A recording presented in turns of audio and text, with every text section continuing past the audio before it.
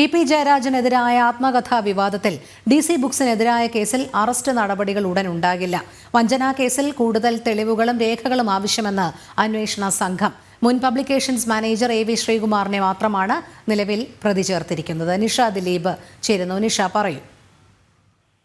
Rohini, T ജയരാജന്റെ പരാതിയിലാണ് DGP ഓഫീസിൽ നിന്നും കേസെടുക്കാൻ കോട്ടയം ഈസ്റ്റ് പോലീസിന് നിർദ്ദേശം നൽകിയത്. അതേ തുടർന്നാണ് പബ്ലിക്കേഷൻ വിഭാഗം മുൻ മാനേജർ എ.വി. ശ്രീകുമാറിനെ പ്രതിയാക്കി FIR രജിസ്റ്റർ ചെയ്തിരിക്കുന്നത്.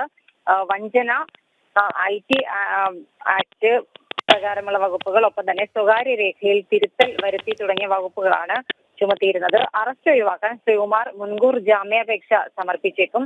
എന്നാൽ വഞ്ചന കേസിൽ കൂടുതൽ തെളിവുകളും രേഖകളും ആവശ്യമായതിനാൽ അറസ്റ്റ് നടപടികൾ ഉടൻ ഉണ്ടാവില്ല എന്നാണ് പോലീസ് അറിയിക്കുന്നത്. DC ബുക്സ് അധികൃതരിൽ നിന്നും പോലീസ് കൂടുതൽ വിവരങ്ങൾ തേടും. ആവശ്യമെങ്കിൽ DC രവി അടക്കമുള്ള രവിയെയും ജീവനക്കാരെയും വീണ്ടും ചോദ്യം ചെയ്യും. ഇതിനുശേഷം കൂടുതൽ പേരെ കേസിൽ പ്രതി ചേർക്കണോ എന്ന കാര്യത്തിൽ തീരുമാനമെടുക്കും.